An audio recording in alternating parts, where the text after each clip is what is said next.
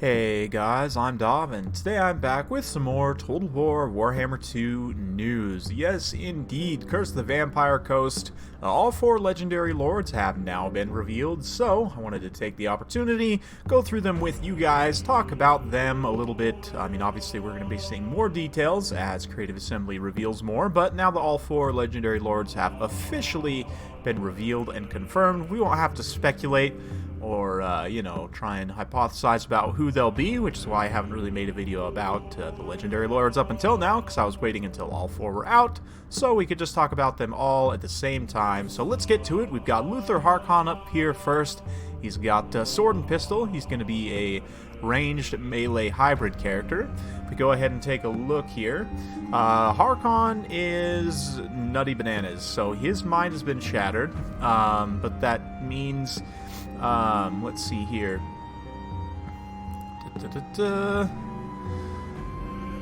Okay, so Horicon's mind's fractured. It can have some unpredictable consequences. We'll see how this actually affects him in battle, but in terms of his mount option, he has one mount option, it looks like, for the Death Shriek Terrorgeist. So it'll be very interesting to have a powerful ranged lord that can take a Terrorgeist mount. I mean, currently you have like the High Elf Princess and the Wood Elf lord types that can take dragons and still be a ranged character, but they don't necessarily have the most missile damage. Like, they don't do armor-piercing missile damage per se.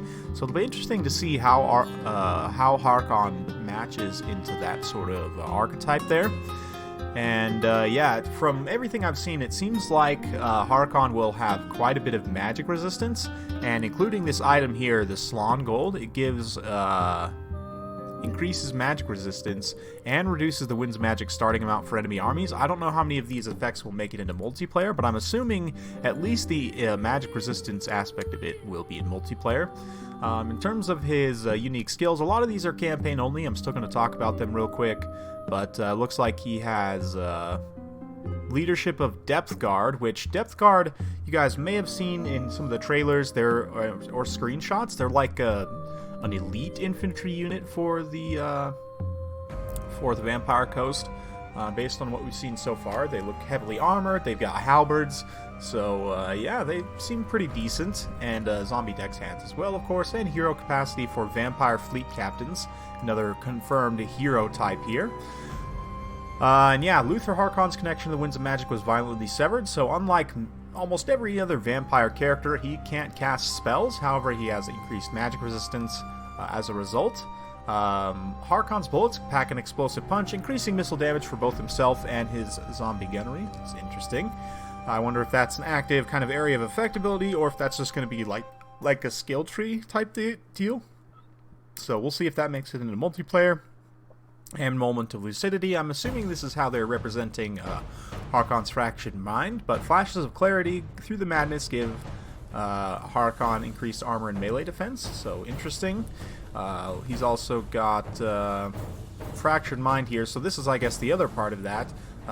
Luther Horicon's shattered psyche can result in some unpredictable effects, allowing him to unleash destructive frenzies against his enemies, as well as increasing his leadership. So it'll be interesting to see what kind of stat buffs or changes he gets while he's under those different effects. So, and of course, Pirate King, reduced unit upkeep, no big deal.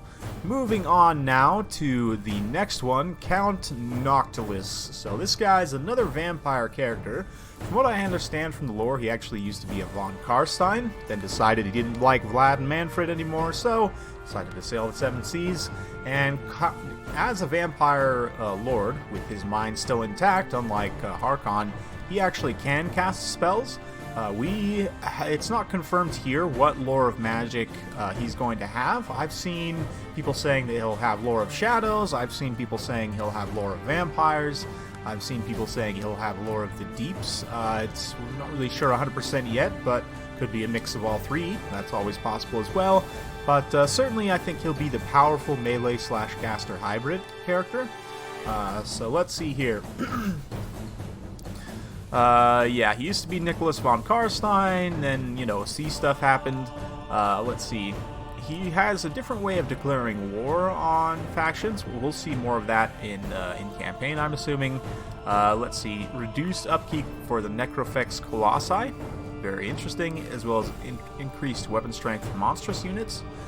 He does have a Necrofex Colossus mount, so he's another lord that can kind of turn into a bit of an artillery lord. I mean, obviously we'll have to see how long range the Necrofex Colossus is, but nonetheless should be a very powerful mount. His item, he gets increased movement speed and line of sight on the campaign map, and the ability to summon zombie deckhands. So similar to Archon the Black, he's going to have an ability that can just summon extra zombie deckhands, which should be pretty useful, certainly. Let's see, increase Lord recruitment rank faction-wide. He's probably going to have regeneration. Preternatural powers of regeneration, yep.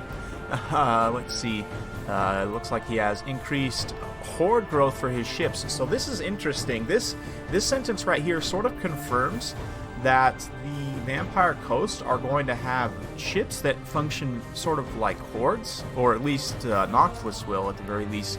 But it's going to be interesting. You know, they'll sort of be almost like Black Arcs. We'll have to see, obviously, until they get the campaign map, but it's going to be potentially very, very interesting to have these kind of hordes sailing around, recruiting more units and such. Anyway, he's also well-versed in sinking terror, so I'm assuming he causes terror, regenerating. Let's see, what else? Increasing leadership and melee defense for Depth Guard, Deck Droppers, and Terror Guys. So again, we see the references to the Depth Guard. And, yeah. And Noctilus is unbreakable. Count Noctilus and his fleet infamous for their terrible tenacity, and resulting Noctilus is unbreakable. So it also shows their starting position. They're going to be starting right in the middle of the ocean, kind of equidistant between the four continents, and same thing on the Mortal Empire's map, of course. Now we'll move on to the next one, Aranessa Salt Spite. So this lass here, you can see she's got like this shark bone jaw thing. She's got a cool halberd. Let's have a look here. Aranessa Salt Spite, one of the most respected and feared pirate captains of Sartosa. So she's kind of the Sartosa lord. Some say she's a daughter of Manan himself. Yeah, she's a pirate. She's a human pirate. As part of the living realm rather than undead, she commands a human pirate crew known as the Sartosa Free Company, and otherwise reluctantly sharing control of the denizens of the Vampire Coast. So it's interesting that Aranessa is actually not technically undead, but she's still going to be bringing a unit of humans with her, this Sartosa Free Company, which we'll have to see what this unit's all about, but it's cool that they're giving her at least a hybrid roster of undead and non-undead units. I think that's the first time we've ever seen that, so it's certainly cool. Let's see here, additional income from raiding and sacking, increased chance of finding treasure maps. Let's see, Aranessa's inspiring presence and aura of leadership increases the weapon strength and melee attack of her Sartosa Free Company. Very interesting. There are a few sides terrifying as Aranessa. Rotting Promethean. Okay, so she gets the giant crab. Not the giant crab, but like the giant crab, you know, as her mount. So that should be very interesting. Kraken's Bane for her item. Let's see. As its name suggests, it gives an aura that increases melee attack of friendly units, as well as giving them a bonus versus large. So this is potentially extremely powerful. It's going to be an area of effect that increases melee attack and gives a passive bonus versus large. That seems insanely powerful. So we'll have to see how that plays out in battle, but certainly seems like Aranessa is going to be a powerful support character. Let's see. She may not be undead. She's far from human. She's immune to fatigue. That's potentially another incredibly powerful trait. Sawfish peg legs. Aranessa's peg legs take the form of wickedly serrated sawfish bills, increasing her armor and weapon strength. Interesting. Creatures of Manan. Let's see here. Her knowledge of rotting Prometheans and rotting Leviathans. So rotting Prometheans are the smaller giant crabs. Rotting Leviathans are the huge giant crabs. Allows her to reduce upkeep and improve missile resistance. Let's see, Gifted Sailor, so increased leadership starts refers to the Sartosa Free Company, and Army's movement. Let's see, Formidable Gunnery, ammunition for carronades, mortars, Queen Bess. So I guess this kind of confirms we're going to be seeing carronades. I'm assuming these are just like the Empire cannons. Mortars are mortars. I don't know if we actually ever saw mortars in the trailer, but it's cool to see mortars confirmed for Vampire Coast, and Queen Bess is the big cannon. Let's see, Arnes's reputation as one of Sartosa's most formidable pilots is well earned. Pirates. Boosting her melee attack, giving her a ward save. Very interesting. So she's potentially going to be a very interesting character. I mean, obviously she doesn't look heavily armored in this picture. We'll have to see. Based on everything here, it seems like she has a lot of resistances. Certainly the Rotting Promethean, the giant crab mount, will have a lot of armor. And yeah, it seems like she might be potentially a very interesting character. She, of course, is starting out on Sartosa, on both Mortal Empires and the Vortex campaign. And last but not least, the one that was just revealed this morning and quickly becoming my favorite legendary lord for the Vampire Coast, hopefully for obvious reasons, we have Silostra Direfin. So this gal here is going to be the first ethereal legendary lord we've had in Total War Warhammer 1 or 2. You can see she is a very ghostly looking lass here. And yeah, let's have a look.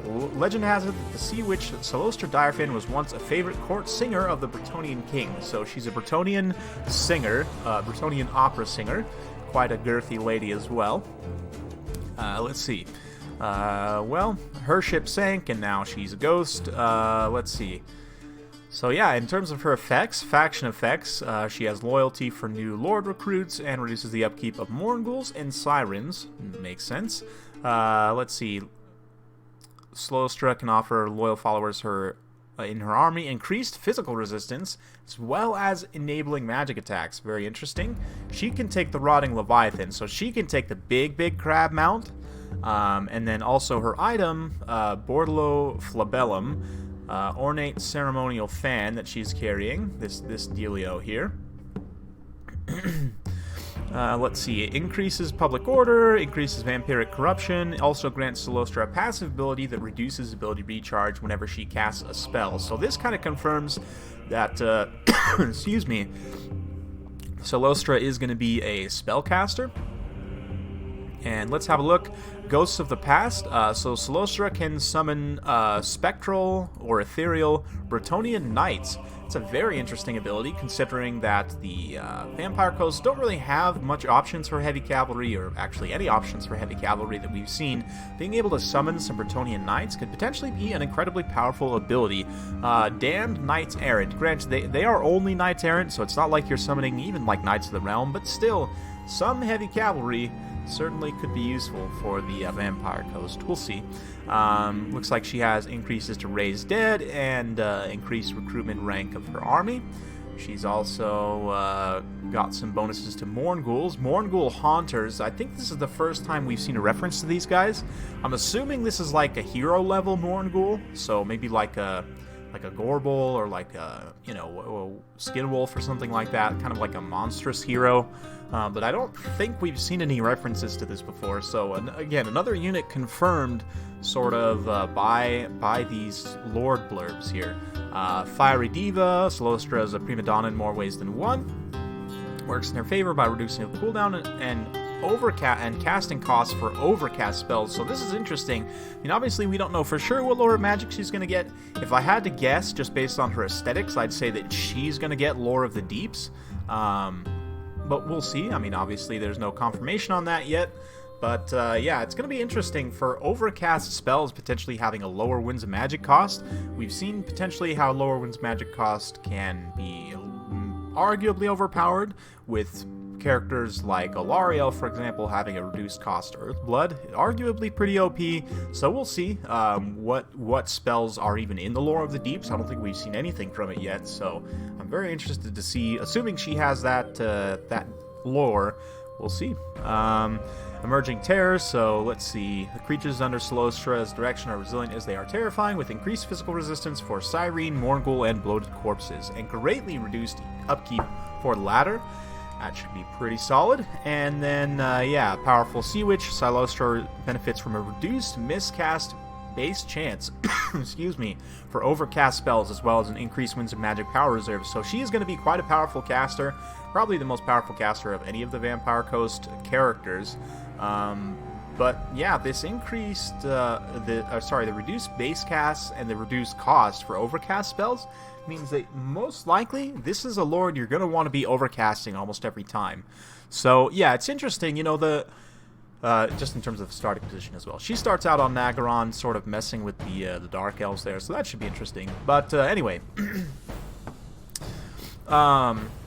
yeah, I mean, the Vampire Coast as a whole, in terms of their lord choices and their rosters, so far what we've seen, going to be very, very interesting, because, like, even just with their lords, for example, if you're playing against the Vampire Coast, you have to think to yourself, okay, are they going to bring Luther Horicon, who has heavy magic resistance and is just going to be really hard to kill with magic, or are they going to bring Silostra Direfin, who, if I don't have magic, is probably going to be also extremely hard to kill. You know, so there's going to be a lot of kind of counterplay there, or they could even bring one of these other two. I mean, the lord choices so far are all looking pretty strong. Obviously, we'll have to see them in battle to see how strong they actually are, but certainly it seems like there's some really good kind of potential for counterplay here, especially between Horicon and Silostra. The fact that you have an ethereal lord and a lord with heavy magic resistance, both, you know, sort of a counter to each other in a way. So we'll see. It's going to be incredibly interesting to see how all these guys play on the battlefield, and I can't wait for Creative Assembly to show off some more of these guys. So yeah, hopefully you guys enjoyed watching this Legendary Lord Roundup. I will be back with more news once I have something substantial to share. Again, I'm not trying to, like, spam out clickbait videos just to take advantage of the situation. I'm actually trying to give you guys some kind of interesting information here. So once we get some more good information, like maybe a roster reveal, hint hint, Creative Assembly, I'll be back with that. In the meantime, thank you very much for watching. Hope you guys enjoyed. If you do like this sort of content, be sure to like, subscribe, share it with your friends, all that jazz. Thanks again for watching, and we'll see you next time.